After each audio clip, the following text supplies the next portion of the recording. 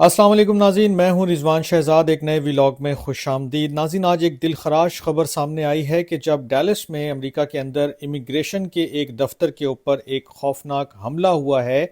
उसमें एक कैदी जो है वो जाँ बहक हुआ है और दो ज़ख्मी हैं, जबकि शूटर ने खुदकुशी कर ली है। लेकिन इसमें सबसे ज़्यादा होलनाक जो इंकशाफ है वो ये है कि गोलियों के ऊपर कुछ लिख कर जो है वो पैगाम दिया गया। ये क्या लिखा था ये मैं आपको आगे चल के बताता हूँ, लेकिन जो डेलस की आइस फील्ड ऑफिस है उसके ऊपर जो है वो आज अटैक हुआ है। और साथ ही ये भी दोबारा डिस्कशन हो रही है कि इमिग्रेशन निज़ाम पर जो दबाव बढ़ रहा है और जो चीज़ें जो रोज़मर्रा हो रही हैं उसमें भी काफ़ी सारी चीज़ें जो हैं उनकी वजह से शायद ऐसा हुआ हो। लेकिन जानते हैं कि असल में हक़ाइक़ क्या हैं और हकीकत क्या है।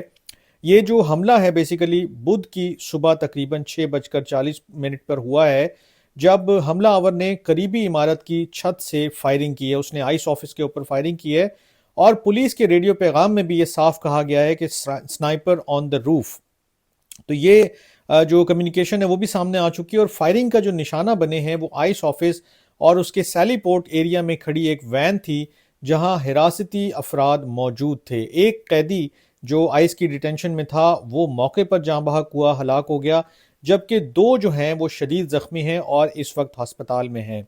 इनमें से एक की जो हालत है वो नाजुक बताई जाती है, लेकिन जो इससे भी ज़्यादा जो इंटरेस्टिंग चीज़ और फैक्ट सामने आया है वो ये है कि उस हमला आवर ने बाद में खुद को गोली मारकर हलाक कर लिया। अब इसकी शनाख्त क्या है और इसका क्या मामला है, ये भी जो अब तक तफसीलात सामने आई हैं उसके मुताबिक जो हमला आवर है वो 29 साला जोशुआ जान के नाम से उसकी शनाख्त हुई है। और ये जो टेक्सास का एरिया है और ओक्लाहोमा का एरिया है वहाँ से इसका ताल्लुक जो है वो उन्होंने आइडेंटिफाई किया है अब तक। और अब जो है इसकी जो सरगर्मियां हैं या जो इसका बैकग्राउंड है उसके ऊपर मज़ीद तहकीकात हो रही हैं कि ये हमले की क्या वजह हो सकती है पॉसिबली, और क्या चीज़ें जो हैं इस वाक़े को जिन्होंने ट्रिगर किया है। लेकिन अब जो सबसे ज़्यादा हैरान कुन इंकिशाफ है वो ये है कि वक़ूए से जो गोलियां मिली हैं उनके खौल के ऊपर जो है वो वाज़े तौर पर एंटी आइस लिखा हुआ था।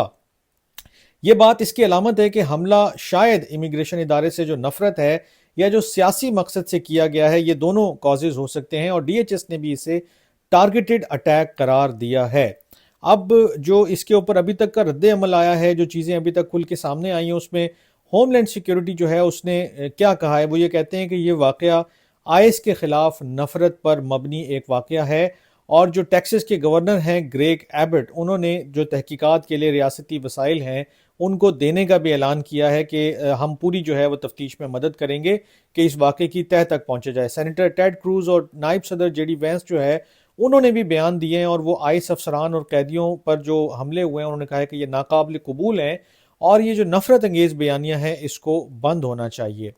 अब ये जो ऑफिस है बेसिकली जो डेलस का एक फील्ड ऑफिस है, यहाँ पर बेसिकली बहुत ज़्यादा इमिग्रेंट्स नहीं है। यहाँ पर आर्जी तौर पर कुछ लोगों को रखा जाता है, उनके जो डॉक्यूमेंट्स हैं उनका जो सिलसिला है उनको प्रोसेस किया जाता है और इस प्रोसेस के बाद उन्हें एक बड़े डिटेंशन सेंटर में मुंतकिल कर दिया जाता है। तो ये बेसिकली कोई बड़ी जेल नहीं है बल्कि एक प्रोसेसिंग सेंटर है और शायद इसी वजह से जो शूटर है, जो हमला है, उसमें ज़्यादा बड़े पैमाने पर नुकसान नहीं हुआ। और अब एक जान भी जाना बहुत नुकसानदेह है, बहुत ख़राब है, बहुत बड़ा जो है वो जुर्म है। लेकिन बहरहाल फिर भी एक बड़ा जो हादसा है उससे कम से कम जो है वो नबरदाजमा नहीं होना पड़ा लोगों को या अथॉरिटीज़ को। तो एक तो इमिग्रेशन की ये जो अटैक हुआ है उसके बाद काफ़ी सारी चीज़ें चल रही हैं, लेकिन